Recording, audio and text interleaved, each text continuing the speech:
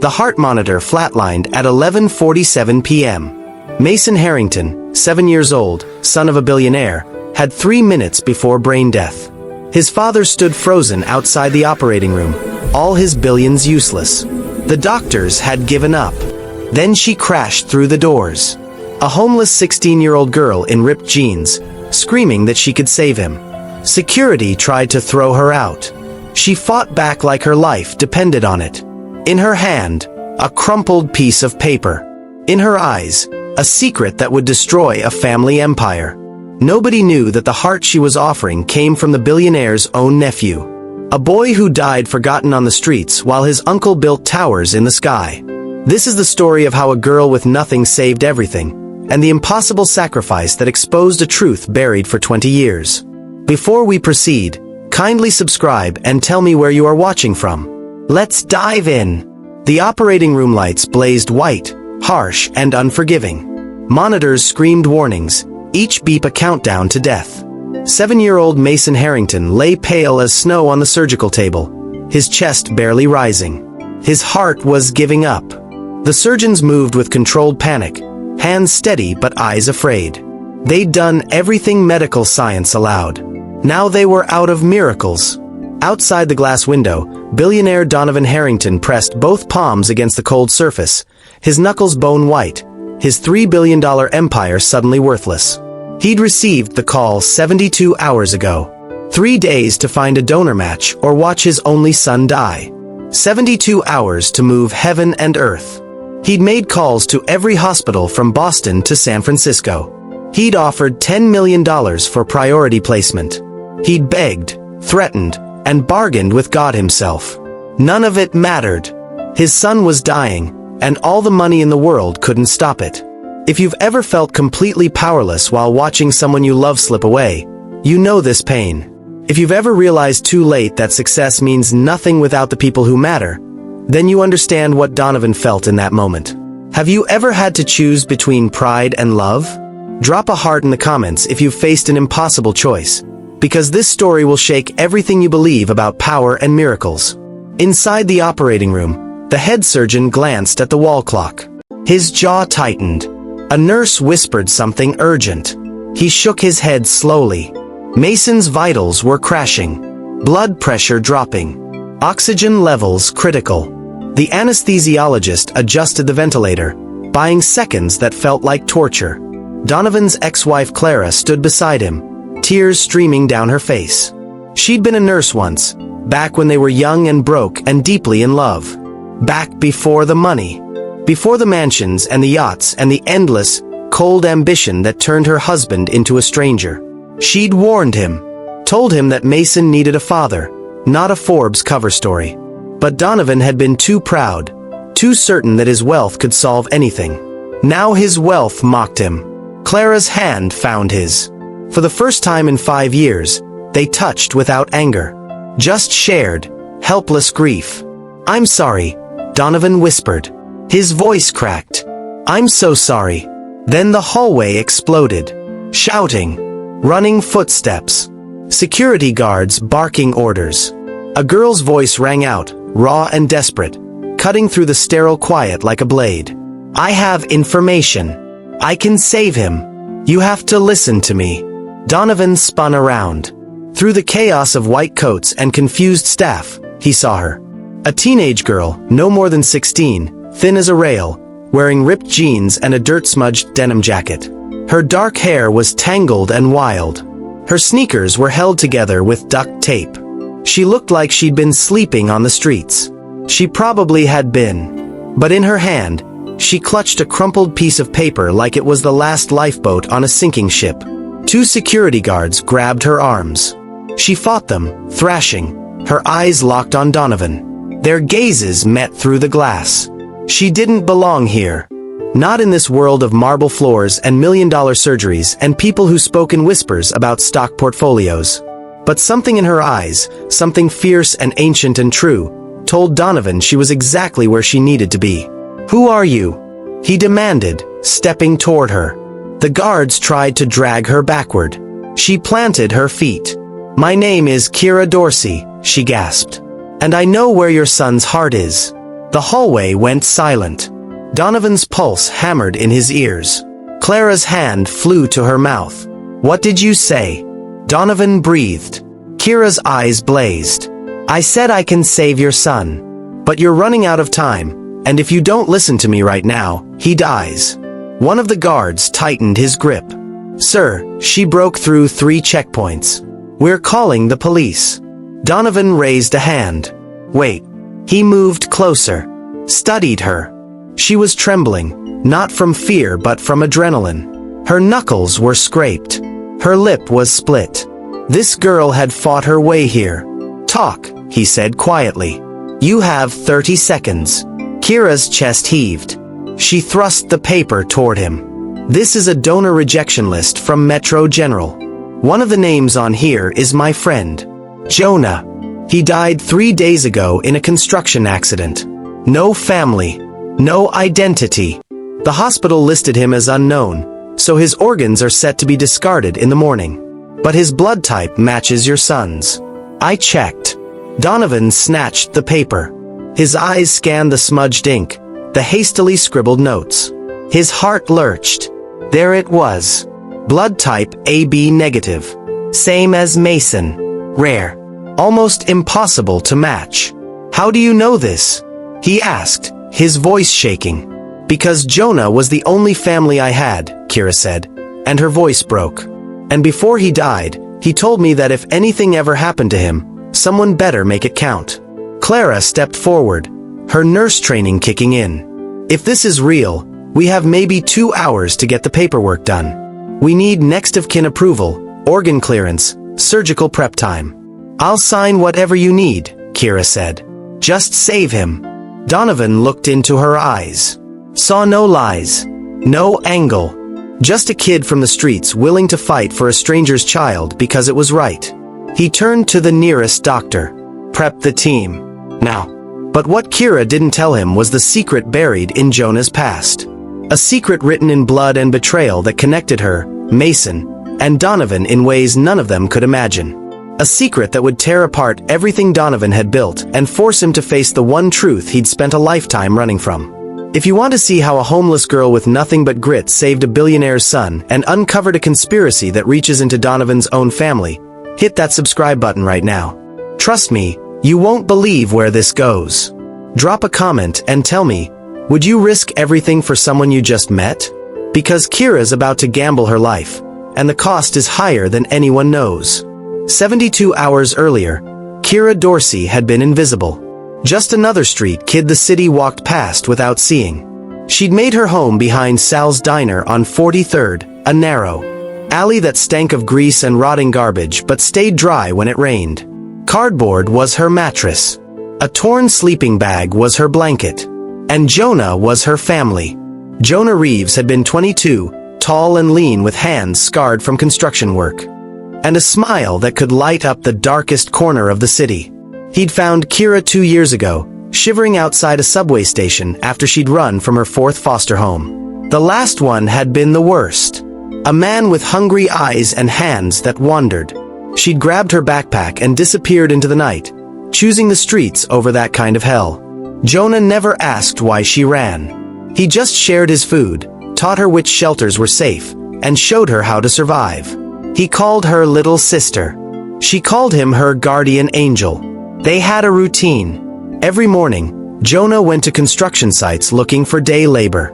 Kira collected cans and bottles, traded them for cash, and met him at the diner at sunset. Sal, the owner, pretended not to notice when they split a single burger and refilled their water cups 6 times. Sometimes he'd slide them extra fries when his manager wasn't looking. It wasn't much, but it was theirs.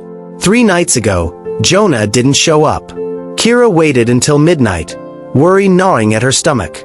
She checked the usual corners, asked the other homeless kids, even risked going near the construction site on Lexington where he'd been working. Nothing. Just silence and the cold wind that cut through her thin jacket. The next morning, she found out. A woman from city services came to the alley, her face tired and detached. There'd been an accident. Scaffolding collapse. 1 dead, 2 injured.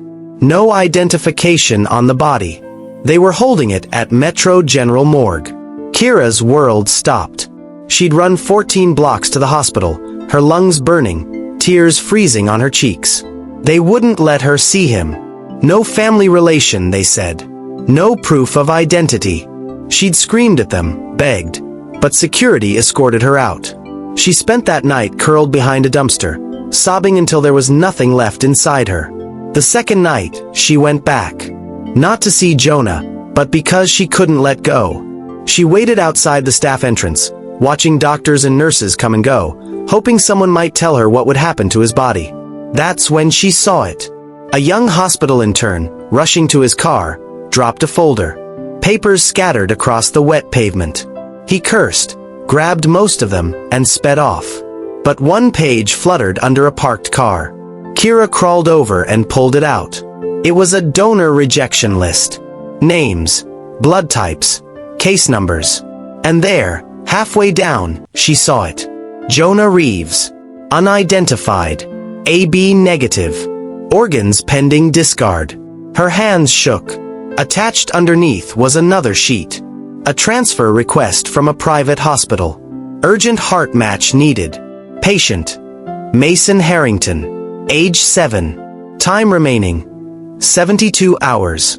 Kira stared at those words until they burned into her brain. Jonah had always said that if he died, somebody better make his death mean something. He joked about it, laughing over cold coffee and shared cigarettes. Make me a hero, little sis. Don't let me disappear like I never mattered. Now she held his chance in her trembling hands. But there was a problem. The hospital needed legal next of kin to approve organ donation. Jonah had no family, no records. He'd been a ghost, just like her. And in 48 hours, they'd cremate him and throw away the only thing that could save a dying child. Unless she did something impossible. Kira looked up at the hospital towers, glowing against the night sky. Somewhere in there, a billionaire was watching his son die.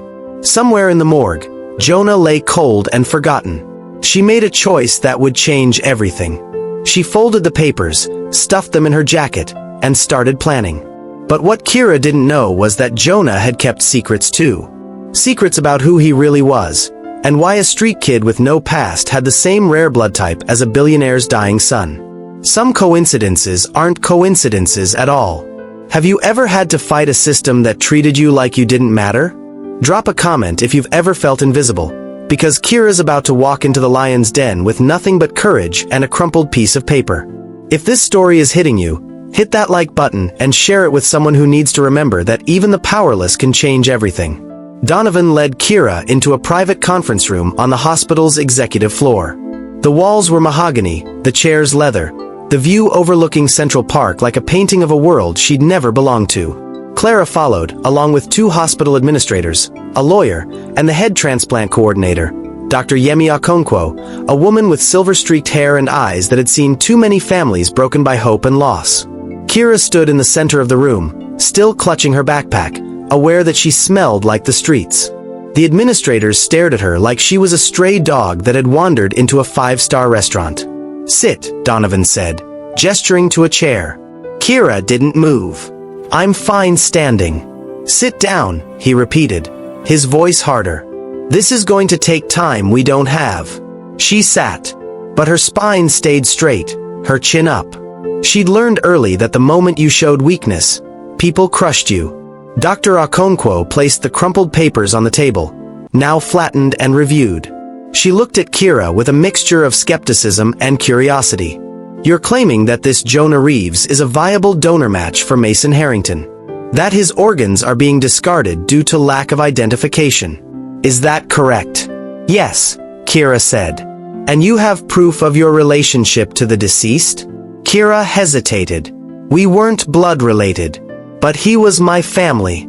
One of the administrators, a thin man with wire-rimmed glasses, shook his head. "Then you have no legal standing. Organ donation requires next-of-kin consent. Without documented family relation, we can't proceed." Jonah didn't have any family, Kira shot back. His parents died when he was 12. He grew up in state care, aged out at 18, and lived on the streets ever since. I'm the only person who even knows his full name. The lawyer leaned forward. That's unfortunate, but the law is clear. We need birth certificates, legal guardianship papers, something that establishes kinship. Without that, his organs default to state jurisdiction, and the processing time is a minimum of 10 business days. Mason doesn't have 10 days, Clara said quietly, her voice trembling. He doesn't have 10 hours. Donovan slammed his hand on the table. The sound cracked like a gunshot. There has to be a way. I'll pay whatever it costs. I'll hire every lawyer in this city. Just tell me what needs to happen. Dr. Okonkwo folded her hands. Mr. Harrington, this isn't about money. It's about protocol. If we bypass legal requirements, we risk criminal charges, loss of medical licenses, and a lawsuit that could shut down this entire transplant program. I understand your desperation, but I won't put my team or this hospital in jeopardy. Kira felt the room closing in. She'd fought so hard to get here, and now they were going to let Jonah's death be meaningless because of paperwork. Rage burned in her chest. So that's it, she said, her voice rising. You'd rather let a kid die than bend your precious rules? The administrator bristled. Young lady, you have no idea what you're talking about. These protocols exist for a reason. Without them, we'd have chaos, black market organ trading, exploitation of the vulnerable. I am the vulnerable, Kira snapped. I've been vulnerable my whole life. And you know what I learned? The rules only protect people like you. People like me just fall through the cracks and disappear. The room went silent. Donovan studied her. Really studied her. Saw the fire in her eyes, the scars on her knuckles, the way she held herself like a fighter who'd been knocked down 1,000 times but kept getting up. He'd built his empire by reading people, knowing when someone was lying and when they were telling a truth that could burn the world down. This girl wasn't lying. What do you need? He asked quietly. Dr. Okonkwo sighed. At minimum, we need documented proof that Jonah Reeves is who she says he is. Medical records, fingerprints, anything that confirms his identity. Then we need a court order for emergency organ donation in cases of unidentified donors. That requires a judge's signature, which on a Saturday night is nearly impossible. And even if we get all that, we still need surgical prep time, organ viability testing, and transport logistics. We're looking at a minimum of 6 hours. More realistically, 12. Mason's cardiologist said he had 8 hours max, Clara whispered. Maybe less. Kira's mind raced. She remembered the night Jonah got arrested for trespassing in an abandoned building. They'd fingerprinted him, put him in the system, and he'd told her about the free clinic on 9th Avenue where he'd gotten stitches once. They might have records. I can get you proof, she said. Jonah got arrested 2 years ago. The precinct took his prints. And there's a clinic that treated him. They'll have his information. The lawyer shook his head. Even if that's true, accessing those records on a weekend requires warrants, court orders, bureaucracy that takes days. Then we don't have time for bureaucracy, Donovan said. He pulled out his phone. I know the police commissioner. I know 3 sitting judges. And I know the CEO of every major hospital network in this state. We're going to make this happen. The administrator stood. Mr. Harrington, with all due respect, you can't simply throw money at the legal system and expect it to bend. Donovan's eyes went cold. Watch me. He started making calls. Within minutes, he had the police commissioner on the line, demanding access to arrest records. He had his personal lawyer mobilizing a legal team. He had a private investigator en route to the 9th Avenue clinic. Kira watched, stunned. This was what power looked like. Not cruelty or greed, but the ability to move mountains when everything was on the line. But the clock kept ticking. And in the operating room 3 floors below, Mason's monitors continued their steady, awful countdown. Dr. Okonkwo stood. If you can get me confirmation of identity and a court order in the next 4 hours, I'll have my team standing by. But Mr. Harrington, you need to understand something. Even if everything goes perfectly, even if we get the heart and complete the transplant, your son's survival rate with this kind of emergency procedure is less than 40%. The odds are not in his favor. Donovan's jaw tightened. Then we beat the odds. He looked at Kira. You're coming with me. If we're going to convince a judge that Jonah Reeves was real, I need you to tell his story. Kira nodded. But inside, terror gripped her. Because buried in Jonah's story was a secret he'd made her promise never to tell. A secret about where he really came from, and why he'd spent his whole life running from a name he refused to speak. If she told the truth, she might save Mason. But she'd also destroy the last promise she'd ever made to the only family she had. What would you do if keeping a promise meant letting an innocent child die? Leave a comment because Kira's about to make an impossible choice. And what she doesn't know is that the truth she's hiding will lead straight back to Donovan's own bloodline. Smash that like button if this story has you on edge, and make sure you're subscribed because the next twist will leave you speechless. The car cut through Manhattan traffic like a knife. Donovan sat in the back of his town car with Kira, his phone pressed to his ear, barking orders at lawyers and officials while his driver ran red lights. Clara had stayed at the hospital to monitor Mason, her face haunted with the kind of hope that hurts more than despair. Kira stared out the window at the glittering city, her reflection ghostly in the glass. She'd walked these streets 1,000 times, invisible and ignored. Now she was riding in a vehicle worth more than most people earned in a year, next to a man who could buy and sell entire neighborhoods. It felt wrong, like wearing someone else's skin. Donovan ended another call and turned to her. Tell me about Jonah. Everything. Where he was born, how you met, why he ended up on the streets. The judge is going to ask questions, and if your story has holes, we're done. Kira's throat tightened. Jonah had been private about his past. Guarded. He'd drop hints sometimes, late at night when the cold made people talk just to feel less alone, but he never gave her the full picture. He grew up in foster care, she said carefully. His parents died when he was young. Car accident, he said. He bounced around homes until he aged out at 18. Tried to make it work, got a job in construction, but the pay was terrible and rent kept going up. Eventually, he couldn't afford a place anymore. Donovan frowned. What about extended family? Grandparents, aunts, uncles? He said there was no one. He was alone. Everyone comes from somewhere, Donovan pressed. There have to be records. Birth certificates, social security numbers, school enrollment. Kira bit her lip. She was holding back, and she could tell Donovan knew it. What aren't you telling me? He asked, his voice sharp. She looked at him, saw the desperation beneath his billionaire armor. This man was drowning, and she was his only lifeline. But the truth she carried could pull them both under. Jonah didn't like talking about his past, she said quietly. He said some doors are better left closed. We don't have the luxury of closed doors, Donovan snapped. My son is dying. If there's something you know that could help, you tell me right now.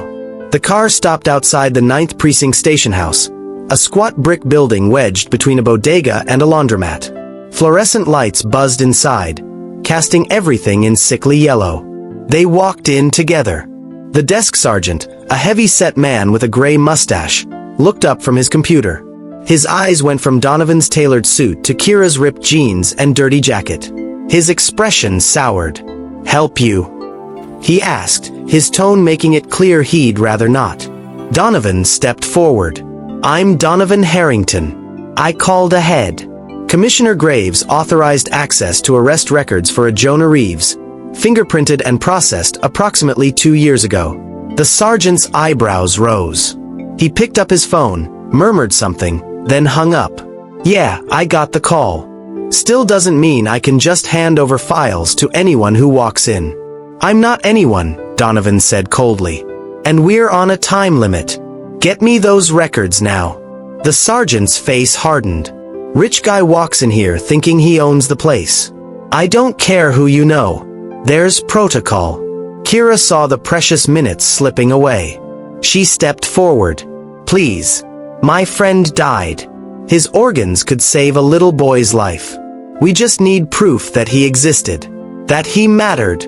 The sergeant looked at her. Really looked. Saw the exhaustion in her young face. The desperation in her eyes. How old are you, kid? 16. And this Jonah, he was family? He was all I had. Something shifted in the sergeant's expression. He sighed, stood up, and disappeared into a back room. 5 agonizing minutes passed. When he returned, he carried a thin file. Jonah Reeves. Arrested for trespassing, November 14th, 2 years ago. Charges dropped. Fingerprints on file. He slid the folder across the desk. Donovan grabbed it, flipped it open. There was Jonah's face, staring out from a booking photo. Young, defiant, scared. Kira's breath caught. She hadn't seen his face since the accident. Tears burned her eyes. "This is him," she whispered. Donovan pulled out his phone and photographed every page. "Can you send these digitally to this email address? We need certified copies for a court order." The sergeant hesitated. "That'll take paperwork. Approval from my captain." "How much?" Donovan asked. The sergeant bristled. "Excuse me? How much to make this happen in the next 30 minutes instead of the next 30 days? You trying to bribe a police officer? I'm trying to save my son's life. Name your price." The sergeant's jaw worked. For a long moment, Kira thought he'd arrest them both. Then he shook his head. "Keep your money. I got a grandson about your boy's age. I'll expedite the request." "But you didn't hear that from me." Relief flooded through Kira. "Thank you." They left the precinct with digital records already forwarded to Donovan's legal team. One obstacle down. But the night was far from over. Next stop was the 9th Avenue Clinic, a cramped storefront operation that served the homeless and uninsured. The doctor on duty, a tired woman named Dr. Patel, remembered Jonah. Sweet kid. Came in with a gash on his arm. Needed 12 stitches. She pulled up his file on an ancient computer. "We took basic medical history. Blood type. Allergies. Emergency contact." Emergency contact? Donovan leaned forward. Who did he list? Dr. Patel squinted at the screen. "Says here Kira Dorsey. Relationship listed as sister, foster." Kira's heart skipped. Jonah had listed her. Called her his sister. Even when he had nothing, he'd claimed her. Donovan turned to her, and for the first time she saw something other than desperation in his eyes. She saw respect. "You weren't lying," he said quietly.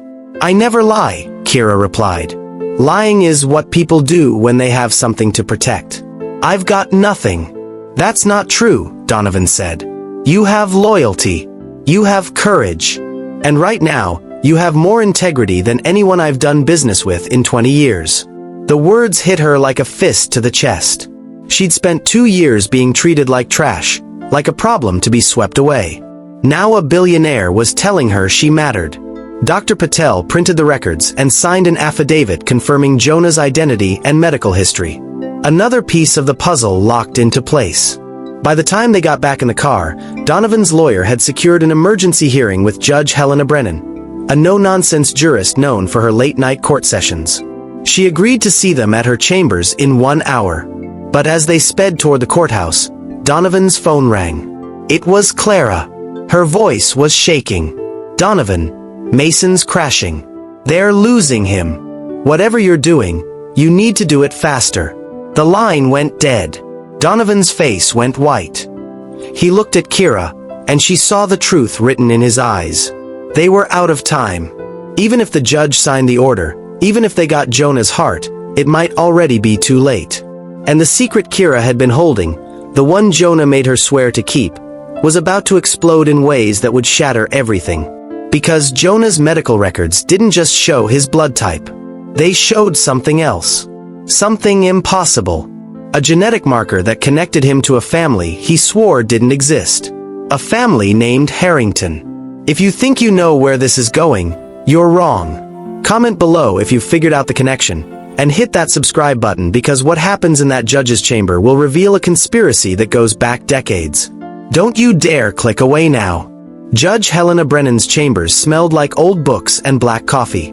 She sat behind a massive oak desk, her silver hair pulled back tight, her reading glasses perched on her nose. It was nearly midnight, and she looked at Donovan and Kira like they were insane. You're asking me to authorize emergency organ harvesting from an unidentified body based on a street kid's word and some hastily gathered paperwork? She shook her head. Mr. Harrington, I sympathize with your situation, but what you're proposing sets a dangerous precedent. Donovan's hands gripped the edge of her desk. Your Honor, every second we waste is a second closer to my son's death. We have fingerprint matches, medical records, and a witness who can confirm the donor's identity. What more do you need? I need assurance that this isn't organ trafficking dressed up as charity, Judge Brennan said sharply. I need to know that this girl isn't being coerced or paid off.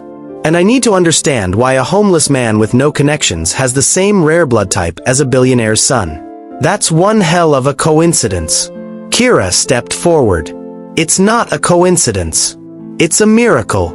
And if you don't sign that paper, you're killing a 7-year-old boy who never did anything wrong except have a broken heart. Judge Brennan's eyes narrowed. Watch your tone, young lady.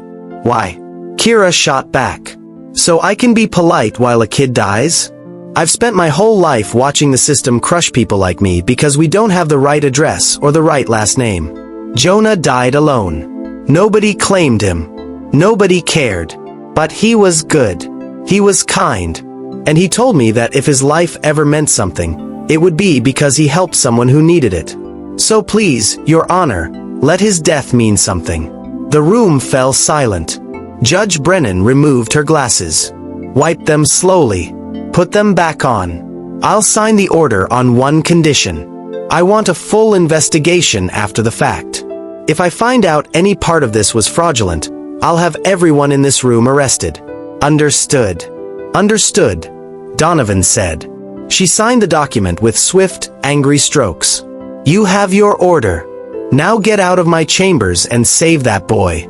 They ran. The car screamed through the streets, siren blaring, police escort clearing the way. Donovan's phone was a constant stream of updates. The surgical team was prepped. The organ retrieval unit was standing by. Mason had been stabilized with emergency medication, but his heart was failing fast. They reached the hospital at 12:43 in the morning. Kira had never seen so many people move so fast. Doctors in scrubs, nurses pushing equipment, technicians shouting coordinates. It was controlled chaos, a symphony of desperation. Dr. Okonkwo met them at the surgical wing. We've got a 90-minute window to retrieve the heart, transport it, and begin transplant. After that, tissue viability drops to unacceptable levels. She looked at Kira. You did good, kid. Now we do our part. Kira watched them wheel Jonah's body toward the operating room. Her throat closed up. This was goodbye. The last time she'd ever be near him. Wait, she called out. The team stopped. She walked over, placed her hand on the white sheet covering him. Thank you, she whispered. For everything. I promise I won't forget you. Then they took him through the double doors, and he was gone.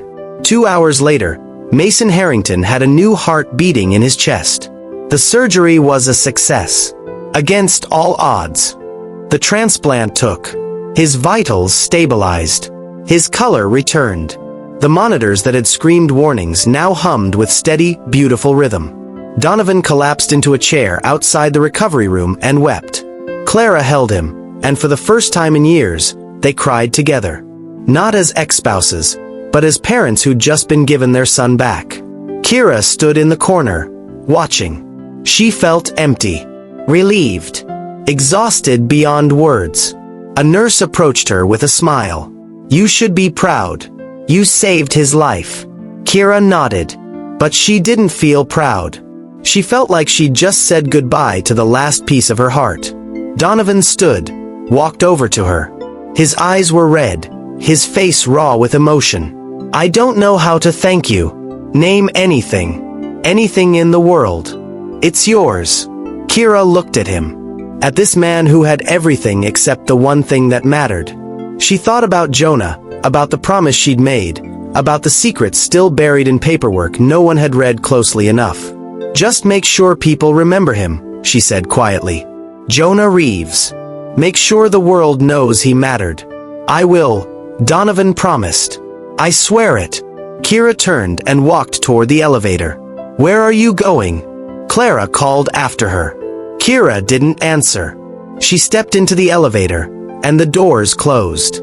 By morning, she was gone, vanished back into the streets like smoke. Donovan tried to find her, sent investigators, hired private detectives, checked every shelter and street corner in Manhattan. But Kira Dorsey had disappeared. And 3 days later, the media found the story. A junior reporter at the New York Tribune got an anonymous tip about a billionaire who'd bypassed organ donation laws to save his son. The article went viral. Accusations flew. Organ trafficking, bribery, corruption. Donovan's face was plastered across every news channel, his reputation shredded overnight. But the real bomb was buried in the medical records that someone leaked to the press. Records that showed Jonah Reeves wasn't just a random homeless man. His DNA carried genetic markers that told a very different story. Markers that matched the Harrington bloodline. And suddenly, everyone wanted to know who Jonah really was, and why a billionaire's brother had a son nobody knew existed, living and dying in the streets while the family built empires. The truth was about to burn everything to the ground. If you're not subscribed yet, you're missing the biggest reveal of this entire story. Hit that button right now and drop a comment telling me what you think Jonah's real connection to the Harrington family is, because I guarantee you haven't guessed the whole truth. This is about to get darker than you ever imagined. The story hit every major news outlet within 48 hours. Billionaire bypasses organ donor laws to save son. The headlines were brutal, the implications devastating. Cable news ran the story on endless loop. Legal experts debated ethics, and social media erupted with rage. How many poor kids died waiting for organs while the rich cut the line? Donovan Harrington should be in prison. This is everything wrong with America in one story. Donovan's corporate board called an emergency meeting. 3 major investors pulled out. His company's stock dropped 18% in a single day. Protesters gathered outside his Fifth Avenue penthouse, holding signs that called him a murderer, a thief, a monster. Inside, Donovan sat in his study, the lights off, staring at nothing. Clara was upstairs with Mason, who was recovering beautifully, blissfully unaware that his father's world was burning down. His lawyer, Patrick Crane, paced the room with a tablet full of bad news. The district attorney is launching a formal investigation. They're looking into every aspect of the donation. The hospital, the judge, the paperwork, everything. If they find anything irregular, you're facing criminal charges. I saved my son's life, Donovan said quietly. The law doesn't care about your intentions. Patrick stopped pacing. They're saying you used your wealth and influence to manipulate the system. That you exploited a vulnerable girl. That the entire thing was orchestrated. It wasn't. Then where is she? Where's Kira Dorsey? Because right now, the only person who can corroborate your story has vanished, and that makes you look guilty as hell. Donovan closed his eyes. He'd replayed that night 1,000 times. Kira's courage, her loyalty, her refusal to take a reward. She'd been the most honest person in that entire hospital, and now she was gone. His phone buzzed. A news alert. He opened it and his blood went cold. The headline read, DNA tests reveal shocking connection between donor and billionaire family. The article detailed leaked medical records showing that Jonah Reeves carried genetic markers consistent with the Harrington bloodline. Specifically, he was a probable match to Donovan's younger brother, Marcus Harrington, who had died 15 years earlier in a drug overdose. Marcus had been the family's black sheep. A gifted artist who rejected the corporate world, fell into addiction, and died alone in a motel room at 28. Their father had erased him from the family history, never spoke his name, pretended he'd never existed. But if Jonah was Marcus's son, that meant Donovan's nephew had lived and died on the streets while the family prospered. It meant the organ that saved Mason came from his own cousin. The room spun. Patrick read over his shoulder. Oh God, this just went from bad to catastrophic. If the media finds out you unknowingly took an organ from your own family member, they'll crucify you for abandoning him in the first place. I didn't know Marcus had a son, Donovan whispered. Doesn't matter. You should have known. You should have looked. Clara appeared in the doorway, her face pale. Turn on the news. Right now. Donovan grabbed the remote. The screen flickered to life. A reporter stood outside a police precinct in Brooklyn, rain pouring down behind her. Breaking news tonight. Police have located Kira Dorsey, the teenage girl at the center of the Harrington organ scandal. She was found earlier this evening and is currently being questioned about her role in the controversial transplant. Sources say she's being investigated for possible fraud, conspiracy, and falsifying medical documents. The camera cut to footage of Kira being led into the precinct in handcuffs, her head down, her thin frame swallowed by an oversized police jacket. Donovan shot to his feet. They arrested her? Clara's hand flew to her mouth. She's a child. They put her in handcuffs like a criminal. Patrick was already on his phone. I'll get someone down there. We need to stop this before she says something that implicates you. I don't care about me, Donovan shouted. Get her a lawyer. Get her out of there. She saved Mason's life.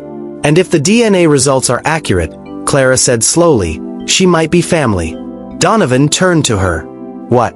Clara picked up the tablet, scrolled through the article. If Jonah was Marcus's son, and Kira listed herself as Jonah's foster sister, then there's a connection we're missing. They didn't just happen to find each other on the streets.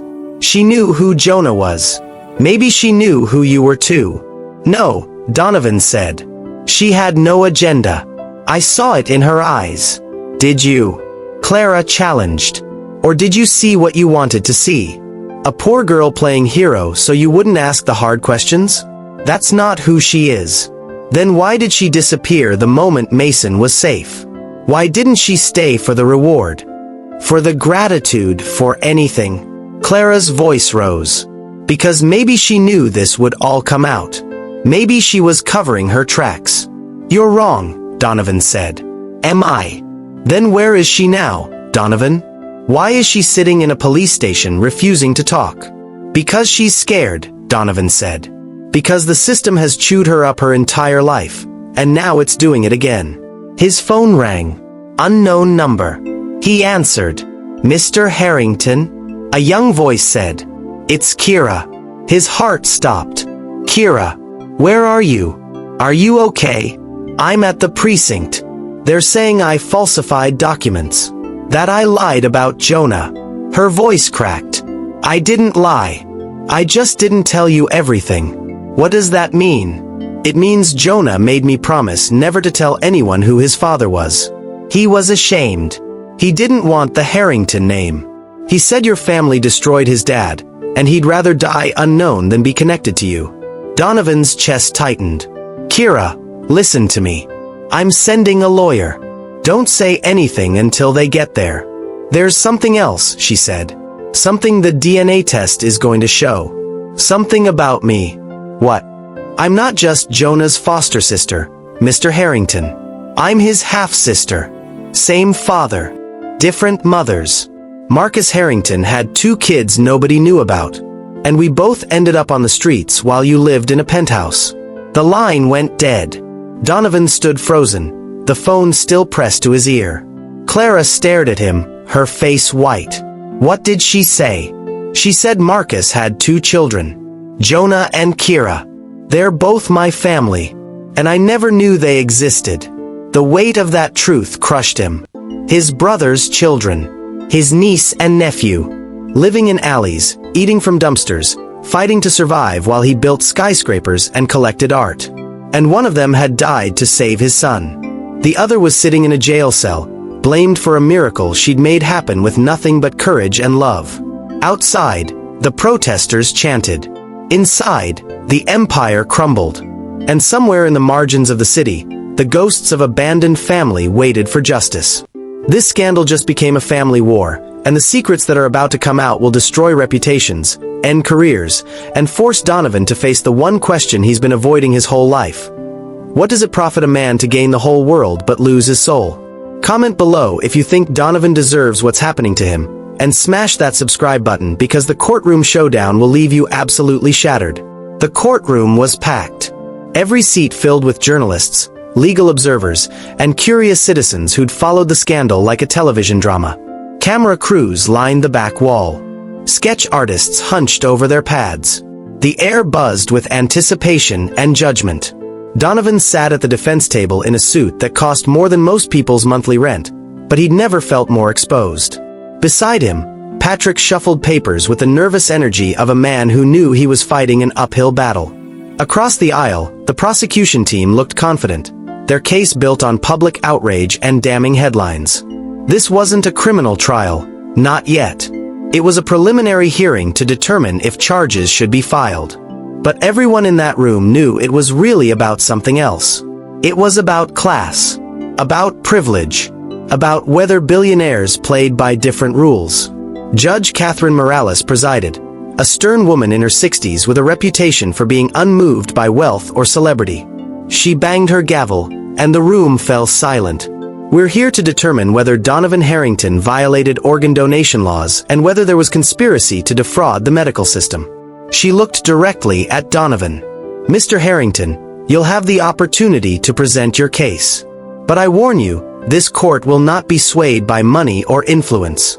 Only truth matters here.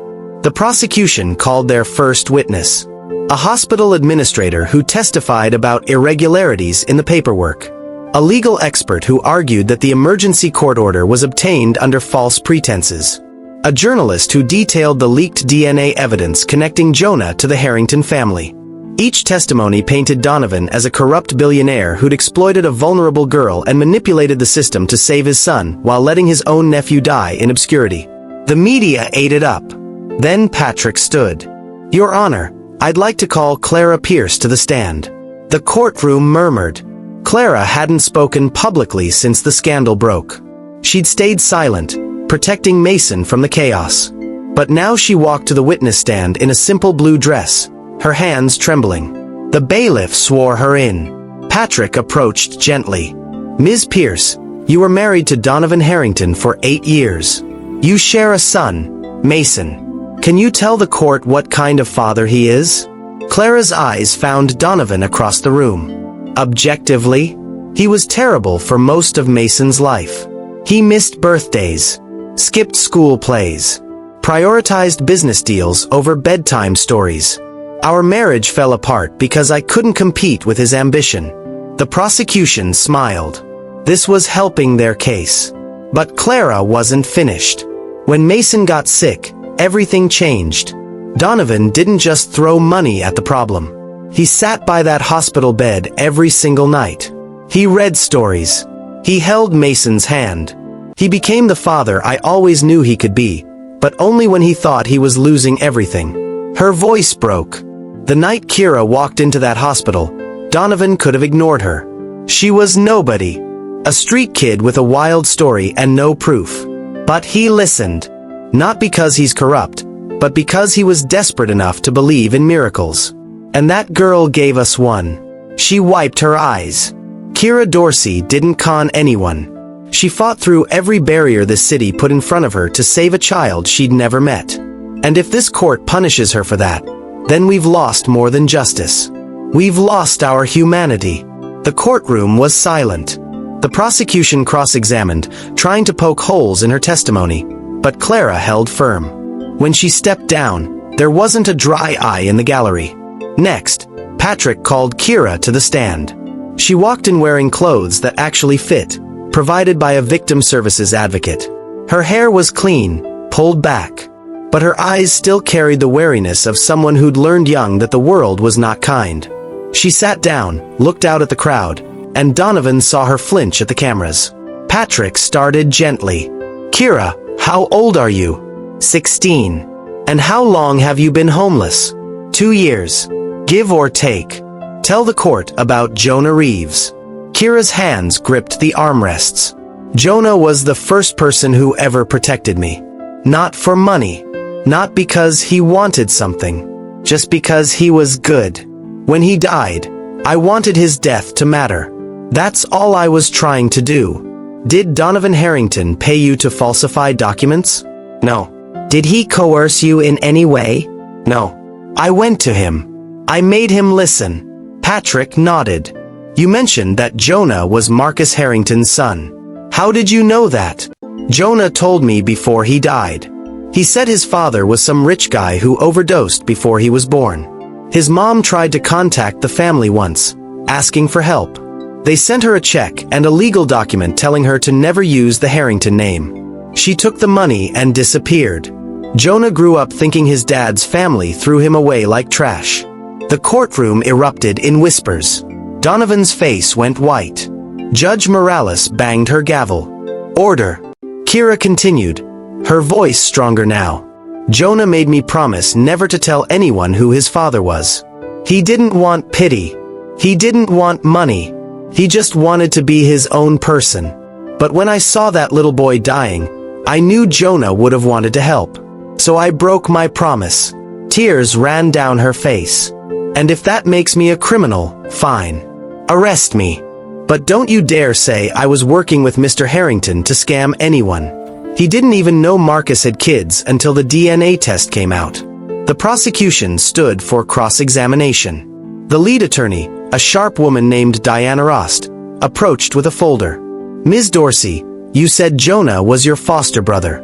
But the DNA test shows you share a biological father. Which is it?" "Both," Kira said.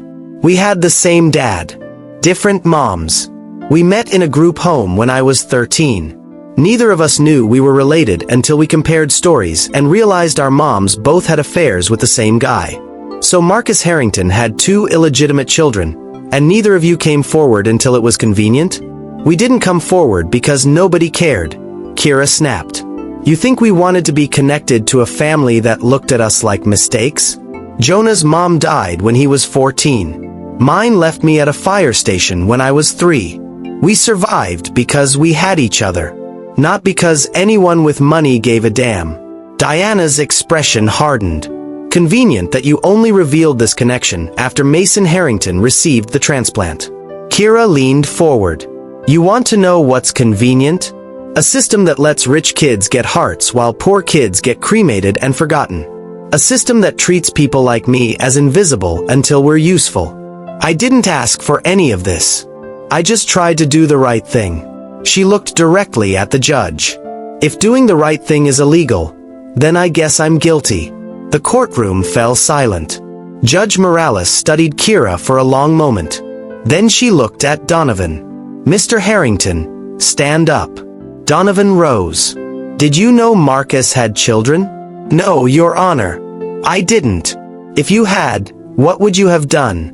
Donovan's throat worked. He thought about the penthouses, the yachts, the wealth he'd hoarded while his brother's children starved. "I'd like to believe I would have helped them. But honestly, I probably wouldn't have. I was too focused on building my empire to care about anything else. And that shame will follow me for the rest of my life." His voice cracked. "Kira saved my son. But she also held up a mirror and showed me exactly what kind of man I'd become. And I don't like what I saw." The judge nodded slowly. "This court will take a recess.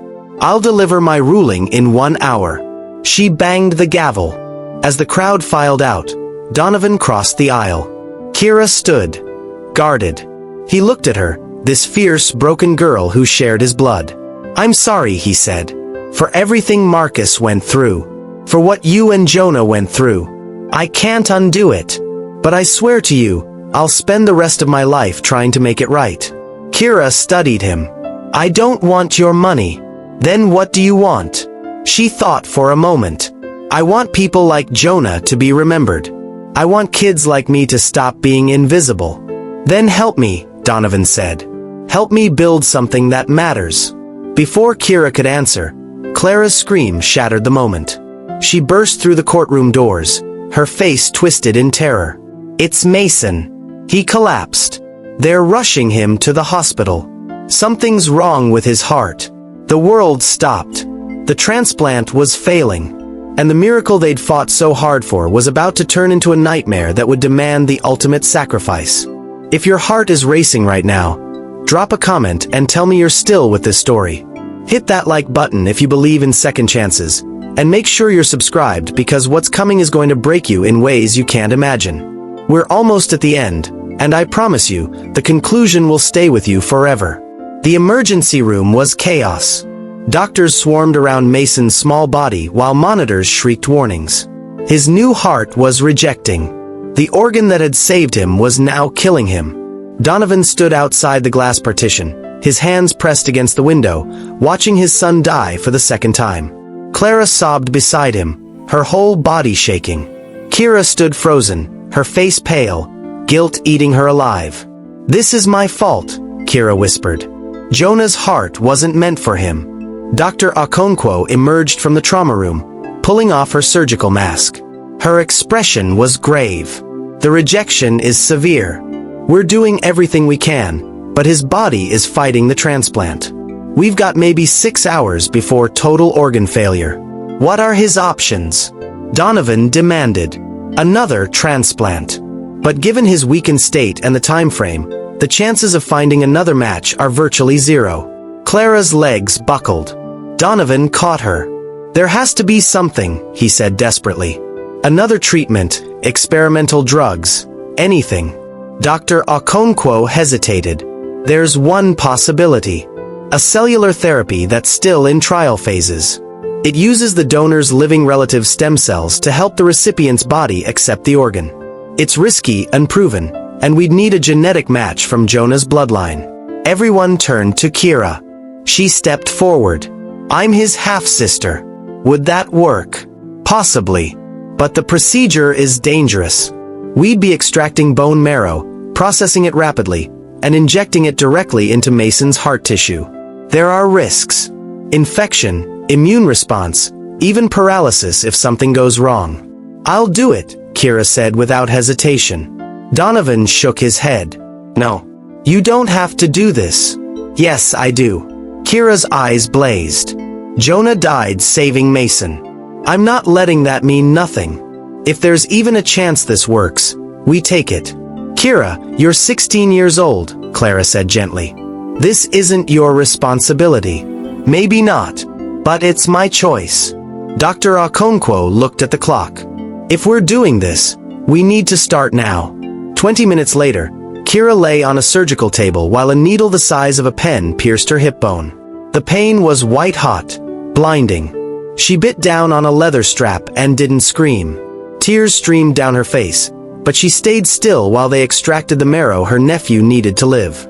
In the adjacent operating room, Mason's chest was open again. Surgeons worked with microscopic precision, injecting Kira's cells directly into the failing heart tissue. The procedure took 4 hours. Donovan and Clara waited in a private room, holding hands for the first time in 6 years. They didn't speak. There were no words for this kind of terror. Finally, Dr. Okonkwo appeared in the doorway. Her face was unreadable. Donovan stood. "Is he alive?" She smiled. "The rejection has stopped. His body is accepting the cells. Mason's stable." Clara collapsed into Donovan's arms, sobbing. He held her, his own tears soaking her hair. "And Kira?" he asked. "Recovering. She's tough. Tougher than most adults I've treated. Can I see her?" Dr. Okonkwo nodded. Donovan found Kira in a recovery room, pale and exhausted but awake. She looked so small in the hospital bed, so young. He sat beside her. "You saved him." Again. Kira's voice was hoarse. "Is he going to be okay?" "The doctors think so. Thanks to you." She closed her eyes. Jonah would have liked that, knowing he helped someone. Donovan reached out, hesitated, then took her hand. "I meant what I said in the courtroom. I want to make this right. Not just with money, but real change. A foundation in Jonah's name. Programs for kids aging out of foster care.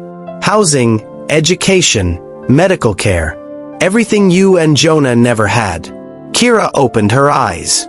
"Why?" "Because I spent my whole life building towers, and it took a girl with nothing to show me what actually matters. Your family, Kira. My niece. And I failed you before I even knew you existed. I can't undo that. But I can do better going forward." "I don't know how to be family," Kira whispered. "Neither do I," Donovan admitted. "But maybe we figure it out together." For the first time since Jonah died, Kira smiled. 3 months later, Judge Morales dismissed all charges. The prosecution had no case once the full truth emerged. Donovan's reputation remained damaged, but he didn't care anymore. He'd stepped down as CEO, handed day-to-day operations to someone else, and focused on the foundation. The Jonah Reeves Memorial Foundation launched with $50 million in funding. It provided housing for homeless youth, funded medical care for the uninsured, and created a donor registry specifically for unidentified individuals. Within the first year, it helped 300 kids get off the streets, saved 17 lives through organ donations that would have been discarded. Kira moved into the Harrington penthouse, though it took months before it felt remotely like home. She enrolled in school, started therapy, learned how to live in a world with walls and regular meals and people who actually cared if she came home at night. Mason recovered fully. He asked about Kira constantly, called her his hero, insisted she read him bedtime stories. He was too young to fully understand what had happened, but he knew his cousin had given him something precious. Clara and Donovan didn't remarry, but they rebuilt something fragile and real. A friendship, a partnership, a shared commitment to being better than they'd been before. And late at night, when the city glittered below like a galaxy of broken dreams, Kira would stand at the window and think about Jonah. About the boy who died unknown but saved a child's life. About the promise she'd kept and the one she'd broken. About miracles that came wrapped in tragedy. She'd learned something profound in those desperate days. That family wasn't about blood or money or last names. It was about who showed up when everything fell apart. Who sacrificed without asking for anything back. Who saw you when the world looked away. Jonah had been that for her. Now she'd be that for others. 1 year after the transplant, Kira stood at a podium in front of 500 donors, volunteers, and formerly homeless youth. She was 18 now, about to start college, about to step into a future Jonah never got to see. She looked out at the crowd and began to speak. My brother used to say that the world only sees you if you're rich or dead. He was wrong. The world sees you when you refuse to be invisible. When you fight for what's right, even when it costs you everything. When you believe that one person with courage can change everything. She paused. Jonah Reeves was nobody. A construction worker. A homeless kid. A forgotten son. But he saved a life. And that life inspired a movement. And that movement has saved hundreds more. So no, he wasn't nobody. He was exactly who the world needed. Exactly when we needed him. The crowd rose in thunderous applause. And in a hospital across town, a 12-year-old girl received a kidney from an unidentified donor whose organs would have been discarded if not for the registry Jonah's death had created. Miracles, it turned out, didn't come from wealth or power or privilege. They came from people brave enough to love when the world told them they had nothing left to give. If this story moved you, if it changed how you see the invisible people in your own city, then share it. Leave a comment telling me about someone who saved you when you had nothing. Hit that subscribe button and join a community that believes every life matters, every sacrifice counts, and every broken person deserves a second chance. Because stories like this aren't just entertainment. They're reminders that we're all one choice away from being either the villain or the hero. Thank you for being here. Thank you for listening. And remember, the greatest wealth isn't what you build. It's who you become while building it. Thank you for watching this story to the end. If you enjoyed this story, you will surely love the next one. It's as crazier and more intriguing as you can ever imagine. So do check it out. Click on the image showing on your screen right now to watch the next one.